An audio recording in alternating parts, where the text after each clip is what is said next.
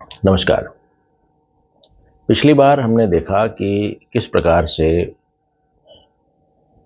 विभिन्न प्रकार की जो अवधारणाएं हैं, कॉन्सेप्ट्स हैं, वो कुछ ना होते हुए भी सत्य का रूप प्रतीत होते हैं और सब कुछ लगता है कि वही है, जबकि असल में वो सिर्फ शब्द हैं और कुछ नहीं। आज हम उसी का विस्तार करेंगे और साथ में ये देखेंगे कि ये जो दो तरीके हैं आत्मज्ञान की, कौन से हैं। शुरू करते हैं। तो पहला तरीका तो वही है जो हम अभी तक जिसकी बात करते आए हैं, और वो ये है कि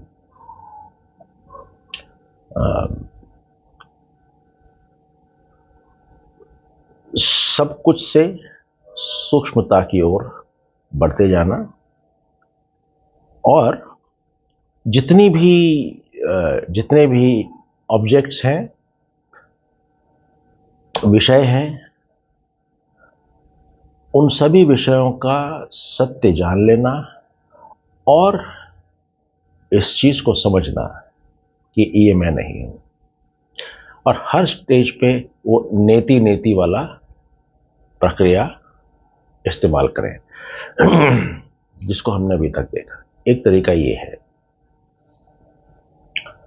दूसरा तरीका है, थोड़ा सा मेरे को थोड़ा सा मुश्किल प्रतीत होता है, और दूसरा तरीका है, जैसे एक कोalition गवर्नमेंट को चलाना मुश्किल है। हर पार्टी के अपने अलग सुर होते हैं। ठीक वैसे ही इस अप्रोच के अंदर भी दिक्कत है कि हम बचपन से हमको ये बताया जाता है कि हम इस शरीर से जुड़े हुए हैं और शरीर तक लिमिटेड हैं। इस शरीर के अलावा कुछ अगर हैं तो वो सिर्फ एक इमेजिनेशन है और एक कल्पना है। इंटेलेक्चुअल लेवल पे अंडरस्टैंडिंग है, पर असल में हमारा मानना यही है कि हम ये शरीर है। तो उस कारण से जब हम ये दूसरी अप्रोच करेंगे, जिसमें हम कहेंगे कि ये भी मैं हूं, वो भी मैं हूं, सब कुछ मैं हूं, वहां हमको दिक्कत आएगी।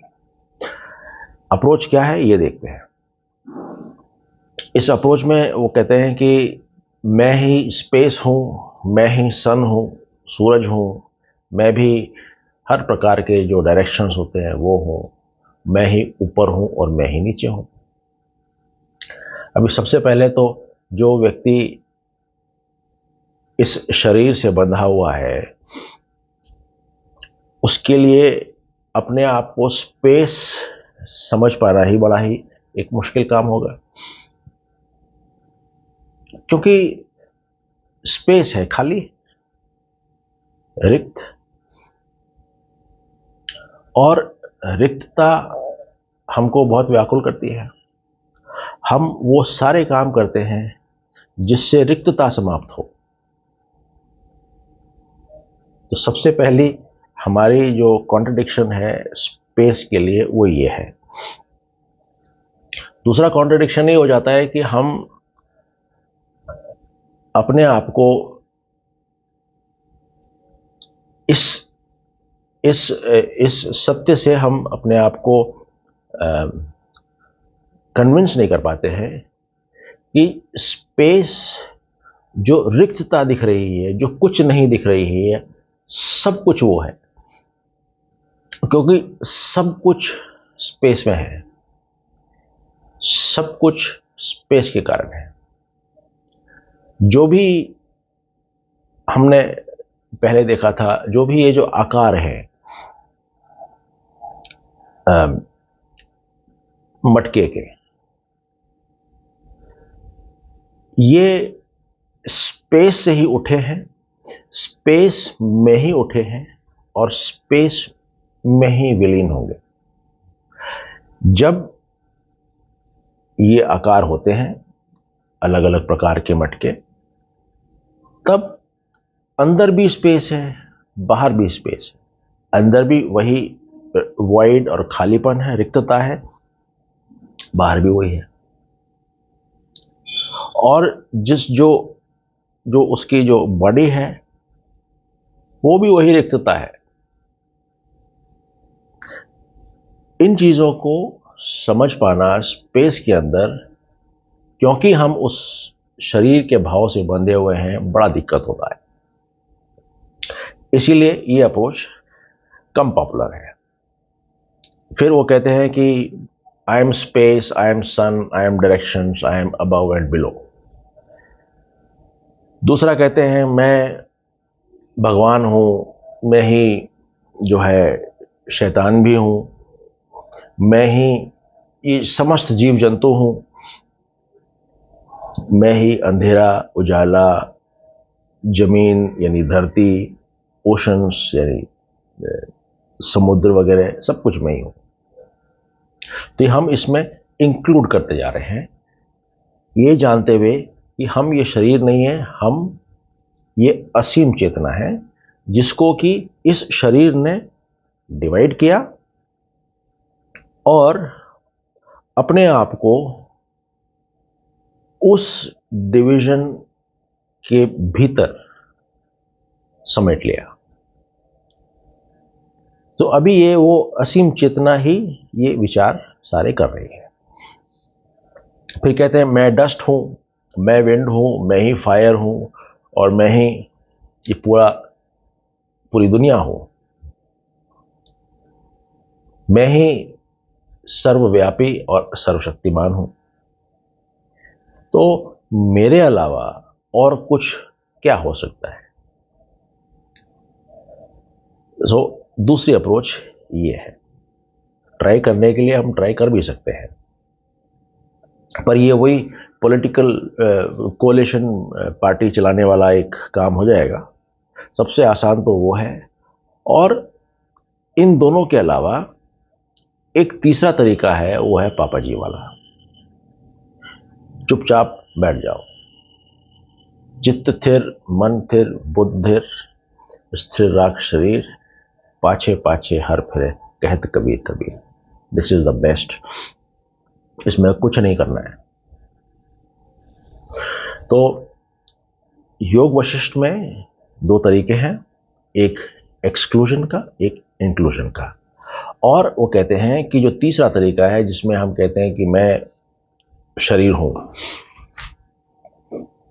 ये इग्नोरेंस के कारण है, अज्ञान के कारण है। तो इसीलिए कहा है कि ये जितने भी ये तरीके हैं, इन तरीकों को छोड़ दो। जो भी आपके एक्सपीरियंस है, जो भी आपके अनुभव हैं, वो एक्सपीरियंस भी स्व ही है, सेल्फ ही है, चेतना ही है। और ये वो चेतना है जो द्वैत से विभाजित नहीं है, यानी अभी तक मटका नहीं बनी है या ये शरीर नहीं बनी है। और self is not bound by any condition. किसी भी प्रकार की कोई कंडीशन इस सेल्फ के ऊपर बाध्यता नहीं है, ना समय, क्योंकि समय भी मन है, माइंड है, ना स्पेस, स्पेस सिर्फ है। स्पेस का स्पेस की तरह जाना जाना माइंड है। तो इसलिए ये बंधे हुए नहीं है। फिर वो कहते हैं कि सब कुछ त्याग दो, और इसके अंदर सब कुछ त्यागने में सिर्फ दो ही चीज त्यागी जाएंगी असल में, और वो है होप्स और डिजायर्स, इच्छाएं और कामनाएं। ये दो चीजें हम त्याग दें। उसके बाद कहते हैं कि फिर उसके बाद तुम एक लंबा जीवन जियो और इस दुनिया पर राज करो। यहां लंबा जीवन और दुनिया पे राज, ये दो चीजें हैं जिनको कि हमें ध्यान रखना है। लंबा जीवन यानी कि सनातन, यानी ना कभी पैदा हुआ ना कभी अंत होगा।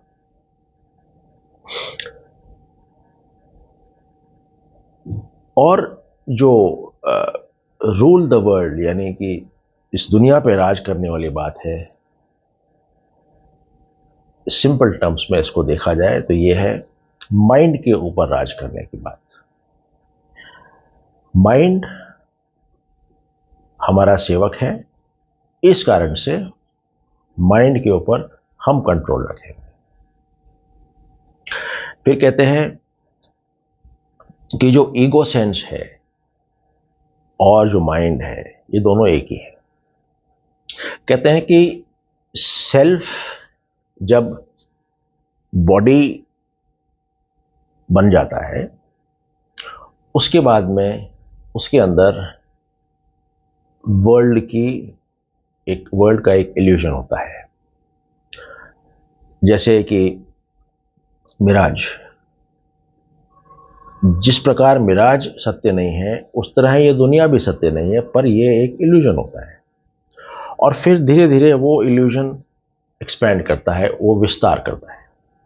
और विस्तार करता है उस कारण से वो अपने आप को माइंड कह देता है या ईगो सेंस कह देता है, या कहता है ये बुद्धि है, या जो टेंडेंसीज होती हैं वो टेंडेंसीज हैं, या कह देता है सेंसेस हैं। बट ये सब कुछ मिला करके हम देखें तो ये सब कुछ माइंड ही है। पापा जी कहते थे I is thought, mind is thought, ego is thought, सब कुछ थॉट है। This is what it is. अगर एक का अस्तित्व समाप्त हो जाता है तो दूसरे का भी अपने आप समाप्त हो जाएगा। यानी कि अगर मन नहीं है तो ईगो भी नहीं है, और या ईगो नहीं है तो माइंड भी नहीं है। तो इसीलिए जितनी भी ये लालसाएं हैं, जितनी भी क्रेविंग्स हैं, उनको बुद्धि, विवेक और वैराग्य का इस्तेमाल करते हुए उनके ऊपर विजय पाएं और उनको त्याग दें। जितने भी कॉन्सेप्ट्स हैं, जितने भी अवधारणाएं हैं, ये सब असत्य हैं। और क्योंकि मन ने इस चीज को अभी तक पहचाना नहीं है, इसीलिए वो संसार के हर विषय से अट्रैक्ट होता है।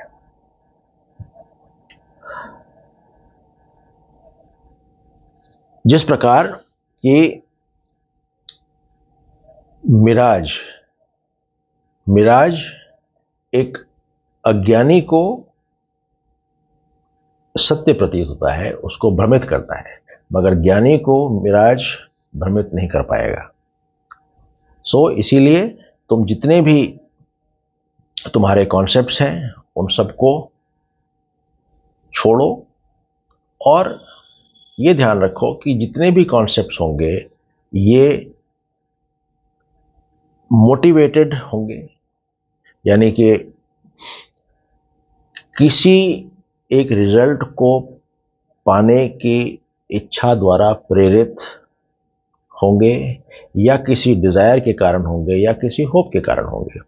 कोई भी एक्शंस होंगे या कोई भी कॉन्सेप्ट्स होंगे, तो सब कॉन्सेप्ट्स को छोड़ो। उन्होंने बताया कि जो इच्छा रहित है, desireless, for desireless universe is like a footprint of a calf. बोलते हैं कि जिसके अंदर इच्छा नहीं है उसके लिए ये जो दुनिया है, इसको पार करना बहुत आसान है। उन्होंने कहा कि इतना आसान है कि जो ये सबसे ऊंचे पर्वत होंगे, ये भी ऐसा ही लगेगा जैसे कि एक पेड़ को काटे हुए जो उनके स्टम्प्स बच जाते हैं, उनकी तरह छोटे छोटे आसानी से पार किए जाने वाले हैं। इसके अंदर वो जो चीज़ बताना चाह रहे हैं वो ये है कि कोई भी संसार की कोई भी चीज़ हमारे लिए फिजिकल ऑब्स्ट्रक्शन, किसी प्रकार का भी कोई फॉर्म होगा, वो हमारे लिए फिजिकल अट्रैक्शन ऑब्स्टिकल नहीं बन सकता। फिर कहते हैं space as small as box. तो ऐसे जो व्यक्ति होंगे, उनके लिए जो स्पेस होगी वो एक छोटे स्मॉल माचिस की डब्बी की तरह से प्रतीत होंगी। इस द्वारा वो ये बताना चाह रहे हैं कि किसी भी कॉन्सेप्ट की विशालता इतनी नहीं हो सकती है कि वो स्पेस से ज़्यादा हो, और सभी कॉन्सेप्ट की जो विशालता है उसको आराम से हम ऐसा व्यक्ति पार कर सकता है जो डिजायरलेस हो।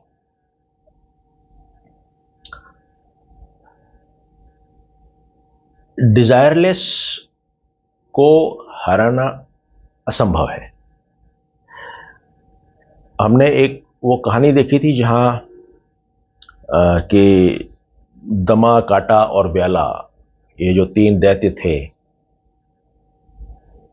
ये अजेय थे, मगर और इन्होंने जो देवताओं की जो सेना थी उसको डिफीट किया था, मगर देवताओं ने उनके अंदर डिजायर पैदा की, इच्छा पैदा की। इच्छा पैदा करने से पहले मैं का भाव पैदा किया कि हम लोगों ने इन देवताओं को हराया। ये मैं का जब भाव हुआ तो इच्छाएं हुई और बाकी सारी चीजें उसके बाद हुई, और अंततः उनका युद्ध भूमि में पराजय हुई। सो इसीलिए कहते हैं कि जो भी डिजायरलेस है, इच्छा रहित है, उसको मैनिपुलेट नहीं किया जा सकता, उसको हराया नहीं जा सकता।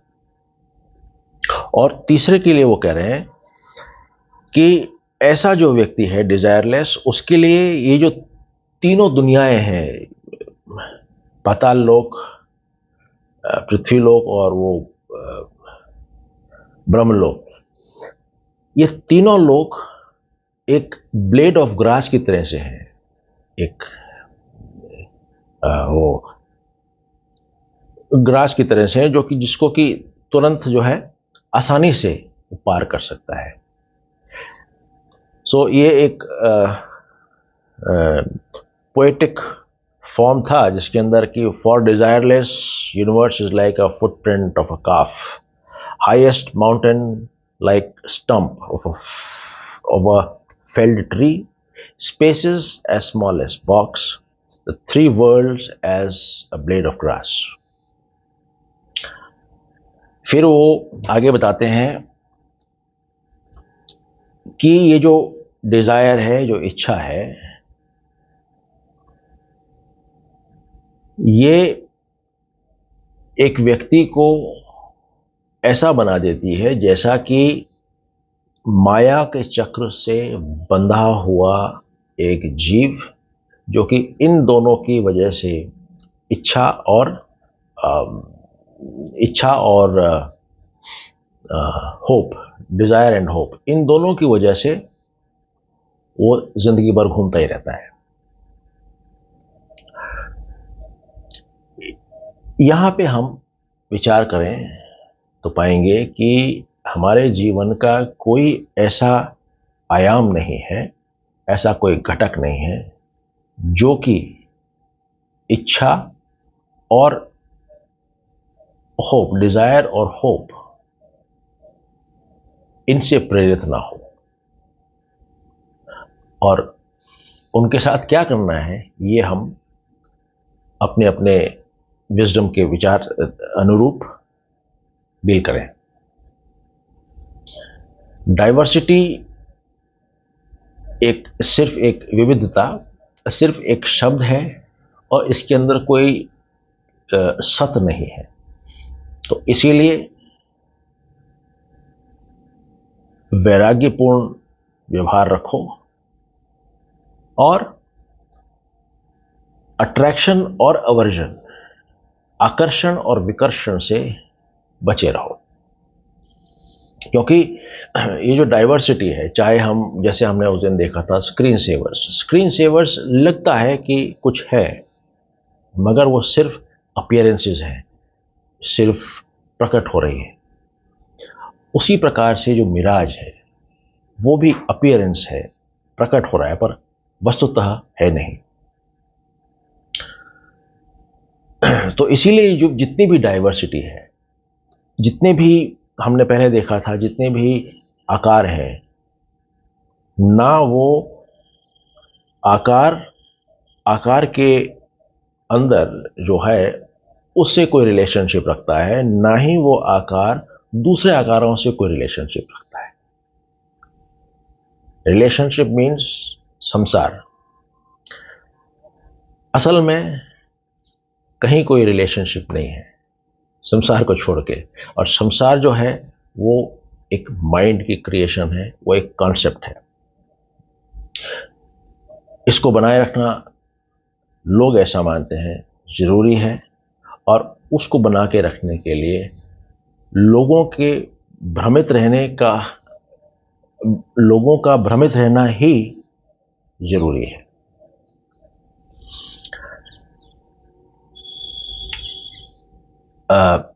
इस पे एक कहानी है, पापा जी ने बताई थी कि एक बार कुछ लेडीज ने जो है व्रत किया था और वो नदी पार करना चाह रही थी अपनी पूजा करने के लिए। वहां पहुंची, नदी में बहुत बाढ़ थी, गोपियां थी, तो वहां कृष्ण जी थे। गोपियों ने उनको बोला कि भाई हमारे को तो ये समस्या है। तो कृष्ण जी कहते हैं कोई बात नहीं, तुम जाओ और इस नदी को बोलो कि यदि इस कृष्ण ने हम में से किसी को और किसी भी स्त्री को ना छुआ हो तो तुम हमें रास्ता दे दो। उन सारी गोपियों को ये बहुत ही मजाक लगी, क्योंकि वो हर दिन भर तो गोपियों के साथ ही रहते थे। सो उन्होंने सोचा कोई बात नहीं, फिर भी जाते हैं। गई, उन्होंने बोला और नदी ने उनको रास्ता दे दिया। यानी दुनिया में रहते हुए भी दुनिया में है, दुनिया के नहीं है। डिस्पैशनेट व्यक्ति इस डाइवर्सिटी को इस तरीके से देखता है। कहते हैं कि जो भी हमारे पास आता है बिना किसी प्रयत्न के, एंजॉय वॉट एवर कम्स अनसॉट, कि बिना किसी प्रयत्न के आता है, उसको हम आने दें, और जो जाता है उसको जाने दें। What comes let it come, what goes let it go. तो ऐसे में ना तो खुशी रहेगी और ना ही कोई गम होगा, और आंतरिक रूप से ऐसा व्यक्ति स्टेबल रहेगा, क्योंकि उसको किसी प्रकार का डर नहीं है। तो आया तो आओ, गया तो जाओ, नो प्रॉब्लम।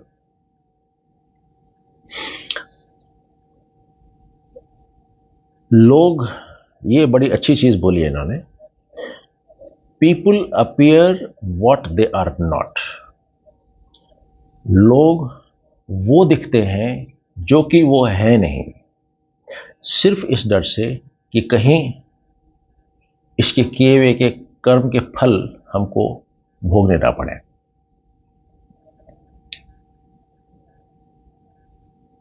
एक ज्ञानी व्यक्ति इस चीज को समझ सकता है और इसको समझते हुए वो ये समझेगा कि जो नहीं है उसने जो है उस तक का रास्ता दिखाया। यानी व्यक्ति जो एक एक फॉल्स फ्रंट, फॉल्स अपीयरेंस जो बना के रखता है, असल में वो नहीं है, और उसका वो रूप ही एक ज्ञानी व्यक्ति को ये महसूस करा देता है कि ये एक फॉल्स फ्रंट है। अगर ये फॉल्स फ्रंट है, ये हमारे लिए नहीं है, और इसी कारण से सब कुछ रिजेक्ट करते हुए, नेति नेति करते हुए वो पहुंचता है उस सूक्ष्म तत्व पे जो कि कॉन्शियसनेस है। तो ये कह रहे हैं कि लोग जो होते हैं वो दिखते नहीं हैं क्योंकि उनको डर होता है कहीं इनका फल हमें ना भोगना पड़े। ये वही बात है जैसे जो है वो दिखता नहीं है और जो नहीं है वो दिखता है। इसीलिए जितने भी अटैचमेंट्स हैं उन अटैचमेंट्स को छोड़ो। ये जानो कि रस्सी और स्नेक, रस्सी अज्ञानता के कारणवश सांप दिखती है मगर होती नहीं। इसीलिए हे राम, तुम एक लिबरेटेड व्यक्ति अभी और इसी जगह बन सकते हो और वो बनो। सही प्रकार के सेल्फ एफर्ट, निजी प्रयत्न